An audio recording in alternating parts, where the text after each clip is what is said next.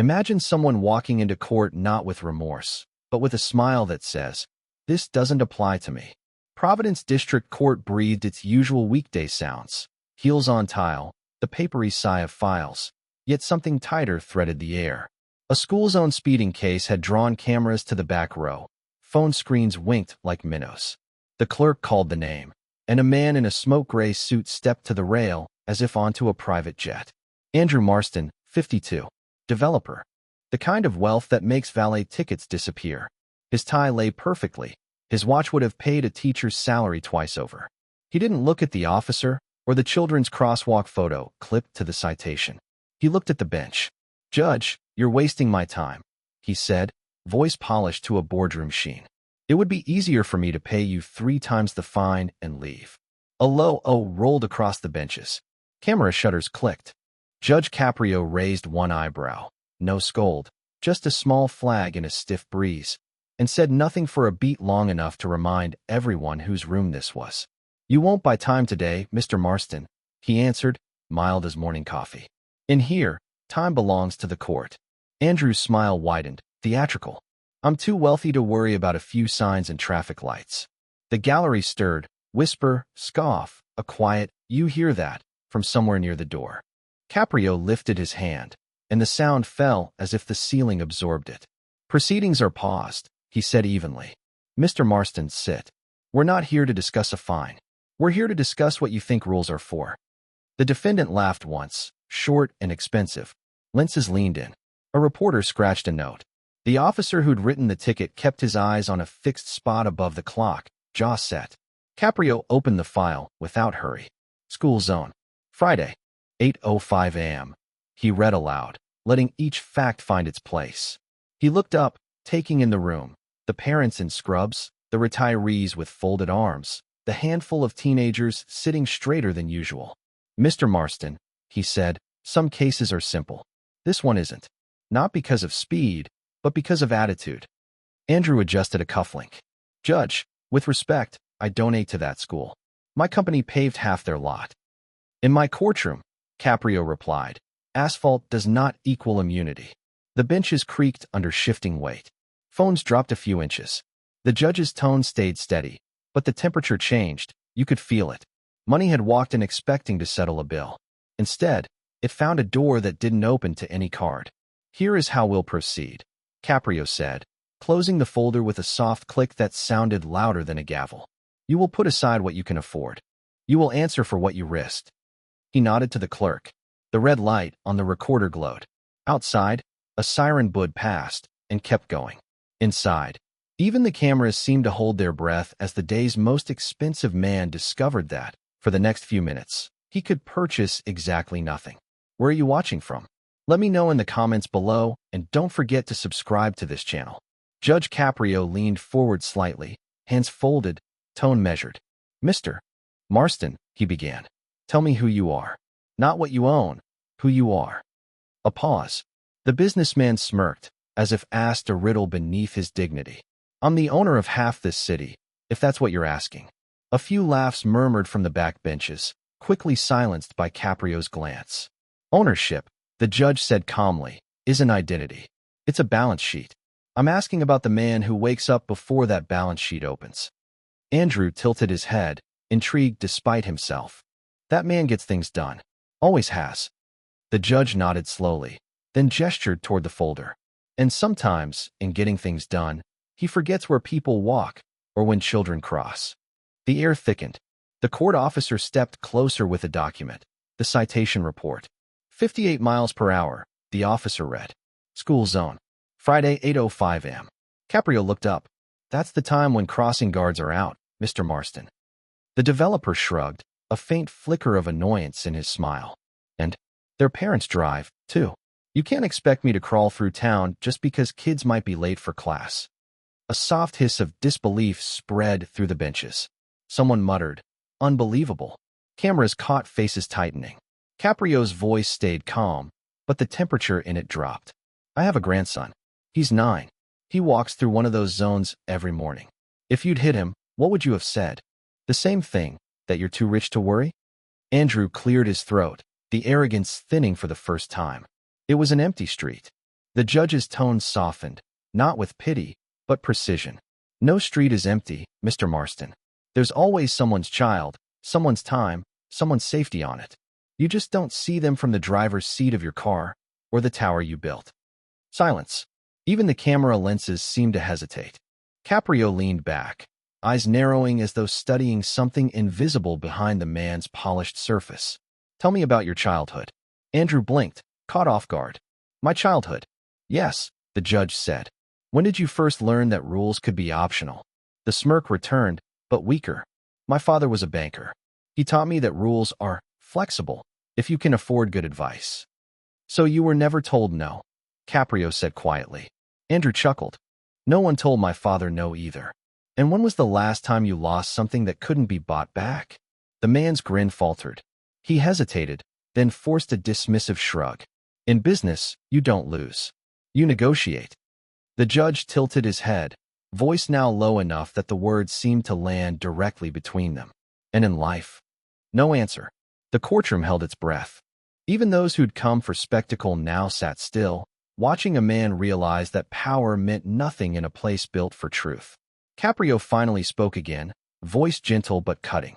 Money protects you from inconvenience, not from consequence. You've lived so long surrounded by yes, that you've forgotten what it sounds like to earn respect. Andrew's eyes flickered with something. Anger, maybe fear, but he stayed silent. Caprio closed the report slowly. I'm not here to embarrass you, Mr. Marston. I'm here to remind you that decency is not a luxury brand. He turned toward the gallery, his words for everyone now. There's a sickness that comes from too much comfort. It convinces you that danger belongs to others. But the law doesn't check bank accounts before tragedy. The room was silent again, no whispers, no cameras clicking. Just the sound of someone realizing that the world he'd built couldn't protect him here. Caprio's final words cut through the stillness. If you think wealth frees you from worry, you've already lost what matters most. Conscience doesn't take payment. Andrew looked down, jaw tight, the first shadow of humility crossing his face. The judge tapped his pen once against the desk. Let's continue, he said softly. Because I suspect your story didn't start with this speeding ticket, and it won't end with it either. It was supposed to be routine, a fine, a few remarks about safety, and a signature. But as the morning light slanted across the courtroom floor, Judge Caprio felt something off. The air had changed. When the clerk handed him the citation folder, he noticed the first inconsistency. The officer's signature didn't match the usual form. Not the same slant, not the same pressure on the ink. The judge's brow furrowed. Officer Daniels, he said, did you fill out this document yourself? The officer, a man of calm bearing, studied the page and frowned. No, Your Honor. That's my name, but not my handwriting. A quiet hum spread through the benches.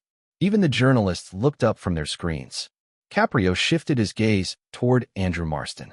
Mr. Marston, this signature, who wrote it? The businessman smiled faintly, as though the question were beneath him. I corrected it. My assistant must have missed a detail, so I had someone fix it. I like things accurate. Caprio set the paper down. Accurate, he repeated softly. You call it accuracy. Others might call it forgery. A flicker crossed Andrew's expression, momentary irritation, quickly hidden. I manage hundreds of papers daily, Judge. Mistakes happen. Yes, Caprio said. But some mistakes wear suits and call themselves efficiency. The laughter that threatened to rise in the room died at his tone. The judge turned to the clerk. Pull the original ticket from the traffic department system. Minutes later, a new document appeared on the projector. The name wasn't Andrew Marston. It belonged to someone else, Daniel Cobb, Marston's driver. A stir swept through the room. The businessman adjusted his cufflink, trying to look unbothered. Caprio's voice grew quieter, steadier, every word deliberate. So, the ticket was written to your driver. Yet here you stand in his place. Why? Andrew sighed, the performance cracking slightly. Because it was my car, my company's insurance. He's a good employee. I didn't want this affecting him. Caprio leaned forward, eyes narrowing. You didn't want it affecting him, or you didn't want it traced to you? The question hung there, sharp as glass. Andrew didn't answer. The judge nodded slowly, almost to himself. You paid a man to take your fault. Then you corrected a document to make it tidy. You're not the first to try to outsource guilt, Mr. Marston. but you're the first to call it generosity." A low rumble of approval rolled through the benches. Someone muttered, "About time." Caprio raised his hand. "Quiet, please." He turned back to the defendant. "You said earlier you're too rich to worry. But I wonder, are you too rich to remember what accountability feels like?" Andrew's eyes hardened. "You're not here to judge my principles." "Oh," Caprio said softly. "But they're the reason you're standing in front of me." The courtroom froze. The man who had arrived untouchable now looked cornered, not by the law, but by the weight of truth. Caprio closed the file and rested his palms on the bench. "This court will recess briefly," he said. "When we return, we won't be talking about traffic. We'll be talking about conscience." He struck the gavel once. The echo filled the room like thunder held too long. As people stood, whispering, Andrew remained still. For the first time, his smile had vanished, not out of defeat, but because he'd realized the game he'd been playing his whole life no longer worked here. The courtroom froze. Judge Caprio lifted his eyes from the papers, and when he spoke again, his voice had changed, no longer soft, but precise as glass. "Mr. Marston," he said quietly, "before we proceed, I'd like to call a new witness." Heads turned. Even the journalists leaned forward. No one had expected that. "Please bring in Mr. Lucas Dyer," Caprio continued, "Mr. Marston's assistant driver." The doors opened, and a young man entered, nervous, thin, dressed too neatly for comfort. He glanced at Andrew, who refused to meet his eyes. Lucas took the stand, his hands trembling slightly as he was sworn in. Caprio's tone remained gentle but firm. "Mr. Dyer, you understand you're under oath?" "Yes, sir," Lucas said. "I need to ask you directly," Caprio began. "Did Mr. Marston instruct you to claim responsibility for the speeding citation?" For a moment, the young man stared at his shoes. Then, in a voice barely above a whisper, "Yes, sir. He did. He said he'd make it worth it. He promised a raise. I couldn't refuse. I've got a little girl. She's sick." A ripple of shock coursed through the room. Someone gasped. Others muttered. The sound of camera shutters filled the silence. Andrew's face turned crimson. "This is absurd," he snapped. "That kid's chasing pity. I pay him more than he's worth." Caprio's head tilted slightly. "And you believe that makes you morally right?" Andrew shot back without hesitation. "It makes me efficient." The judge didn't answer. He simply reached forward, clicked off his microphone, and sat in silence. The room held its breath. For 10 seconds, 20, then 30. The only sound was the faint hum of the overhead lights. Finally, Caprio spoke, not loudly, but with a weight that made every word land like a hammer. "Mr. Marston, do you know why I've paused this court? Because at this moment, we've stepped out of law and into something far more fragile, our shared humanity." Andrew's posture stiffened. The arrogance in his expression faltered, replaced by something unsure. Caprio leaned forward, his tone quiet, reflective. "Let me tell you a story. Years ago, a man once told me that money buys respect. He died alone, with a room full of photographs of people who'd long stopped visiting. You remind me of him." A murmur spread across the gallery, softer this time. No outrage now, only stillness. The air felt heavy, sacred almost, as if the entire courtroom had become a mirror. Caprio's gaze never left Andrew. "You've mistaken fear for respect, obedience for admiration. But fear disappears when the paycheck ends. Respect stays only when it's earned." Andrew opened his mouth as if to respond, but no sound came. His throat tightened. For the first time, his hands weren't steady. They shook slightly, the cufflink glinting as his fingers trembled. Lucas looked down, eyes wet, ashamed to even witness the fall of the man who'd once seemed untouchable. Caprio's tone softened, the firmness replaced by something quieter, almost sorrowful. "You've spent your life building towers, Mr. Marston. But the higher you built them, the smaller the people below began to look. That's why you forgot they were real." The silence that followed was alive, dense enough to feel. No one moved. No one coughed. Even the officer by the door shifted his weight gently, careful not to break it. For the first time, Andrew's voice trembled. "Are you finished humiliating me?" he asked. Caprio looked at him, eyes steady, voice calm. "Humiliation? No, Mr. Marston. That's pride collapsing under the weight of truth. What you feel right now is honesty catching up." Andrew looked away, jaw tight, his breath shallow. The mask hadn't fallen completely, but a crack had appeared. And for the first time in his life, the sound of silence in a courtroom frightened him more than any verdict ever could. Judge Caprio reopened the file with deliberate calm. But the air in the room had changed. This was no longer about traffic violations or fines. It was about the anatomy of deceit, peeled back layer by layer. "Mr. Marston," he began, "I've reviewed a note from the clerk. It states the original fine for your citation was already paid before this hearing. Is that correct?" Andrew straightened his shoulders, recovering a fragment of his old composure. "I settle matters quickly, Judge. It's efficient." Caprio tapped his pen once against the table. "Efficient, yes. But the payment didn't come from your personal account. It came from the corporate fund, registered under Marston Developments. Meaning, your company paid the price for your mistake." A flicker of discomfort crossed Andrew's face. "It's all the same money," he said quietly. "Then maybe that's the problem," Caprio replied. "When everything you touch becomes the same currency, you start forgetting which debts belong to your conscience." The murmurs returned, heavier this time, rolling through the benches like distant thunder. Before the next word could fall, the courtroom door opened. A woman stepped in, gray hair pinned neatly, clutching a folder of hospital papers. She looked exhausted but resolute. "Your Honor," she said softly, "I'm sorry to interrupt. I'm Lucas Dyer's mother." Caprio nodded for her to approach. The young man at the witness stand froze, eyes wide. She held up the papers. "These are my granddaughter's medical bills," she said. "My son works for Mr. Marston 16 hours a day. He's missed nights at the hospital. He told me he took the blame because he needed the money for her treatment. He didn't lie to you, sir. He lied to himself, to believe good comes from obedience." The room fell utterly silent. Andrew's gaze dropped. His jaw tensed, but his voice, when it came, was stripped of force. "Mrs. Dyer, I didn't mean for any of this to happen." The woman looked at him, not angry, just tired. "Meaning doesn't feed a sick child, Mr. Marston. But truth might." Caprio's voice, steady but carrying the weight of every decade he'd lived, filled the silence. "Now I understand why this hearing matters. It's no longer about speeding or signatures. It's about the difference between power and decency." He paused, then looked directly at Andrew. "You once said you're too rich to worry. Today I wonder, are you rich enough to feel remorse?" Andrew didn't speak. His hands lay folded, the tremor returning. Caprio nodded to the bailiff, signaling for quiet as the crowd began to murmur again. "This court recognizes your violation as both legal and moral. You forged a document, bribed silence, and built comfort from another man's desperation. Yet," he paused, letting the word hang, "I'll give you one chance. Tell this court what care means to you."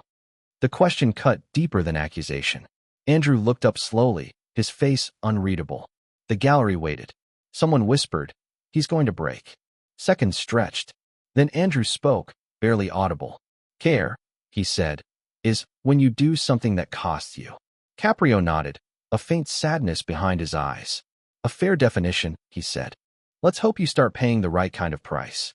He closed the folder, the soft thud echoing in the stillness. From the benches, someone sighed. A long, quiet exhale, the kind people make when watching a man finally realize the world doesn't bend for him anymore. And for the first time that morning, Andrew Marston didn't look like a millionaire. He looked like a man seeing the edges of his reflection begin to blur. For the first time since the hearing began, Andrew Marston said nothing, and his silence filled the courtroom like a sound no one wanted to interrupt.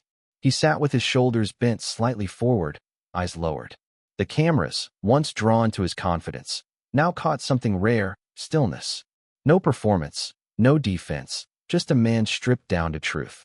Judge Caprio leaned back, studying him with a quiet patience. "You've spoken much about success, Mr. Marston," he said finally. "But I'd like to hear something different. Why do you think you've spent your life building walls instead of bridges?" Andrew's throat moved, but the words came slow, fragile. "Because bridges can collapse, Judge. Walls can't." Caprio nodded once. "And what do walls keep out?" The pause stretched. "People," Andrew whispered. Then, after a moment, "Pain." Caprio's tone softened. "Pain is what reminds us we're human. Without it, we stop recognizing the harm we cause." The businessman's voice dropped lower. "I just wanted people to fear me," he said. Because when they fear you, they don't leave. I was tired of being left. A collective stillness fell over the room. Even the bailiff looked away. Caprio folded his hands, the faintest tremor of empathy in his voice. They didn't leave, Mr. Marston. You pushed them away. For a heartbeat, no one breathed. The courtroom, once a place of judgment, had turned into something almost sacred. Then the judge reached for his papers, the final page waiting like a verdict and a lesson combined. This court imposes a fine of $50,000, he said. Not to the state, but to a fund for the children of your employees. The ones who pay for your mistakes in silence. You'll donate directly, and you'll do it personally, not through an accountant. Murmurs rippled through the gallery, rising into soft applause. Some nodded, others wiped their eyes. Andrew looked up slowly, voice unsteady. I'll do it. Every cent. Caprio regarded him with a faint, knowing smile. Good. Then maybe you'll learn that real wealth isn't what you keep. It's what you give back when no one's watching. He paused, letting the words breathe, then continued more quietly. This court doesn't seek to punish you, Mr. Marston. It seeks to introduce you to yourself. The judge turned toward Lucas, who sat pale and motionless. Mr. Dyer, you may rise. Andrew followed him with his eyes. His voice was almost a whisper. Lucas, he said, I'm sorry. For using you. For making you believe your child's illness was your burden alone. It should have been mine. Lucas blinked rapidly, his mouth trembling. Thank you, sir. Caprio nodded once. That's enough, he said softly. Sometimes, justice isn't about the balance of punishment. It's about restoring the balance of dignity. He lifted the gavel and looked around the room. Court adjourned. The sound of the strike echoed, not sharp, but resonant, like a closing door that finally lets light through. As people began to leave, Andrew lingered by the table. He didn't reach for his phone, didn't check the time. Outside, he could hear traffic, the ordinary rhythm of life continuing without him. For years, he had thought silence was weakness. Now it felt like peace. He walked past the cameras without speaking. No smile, no statement. Just a man stepping into daylight, for once unarmed. And as the judge gathered his files, his words seemed to linger in the air long after the courtroom emptied. Sometimes the verdict isn't a number. It's the first heartbeat of a new conscience.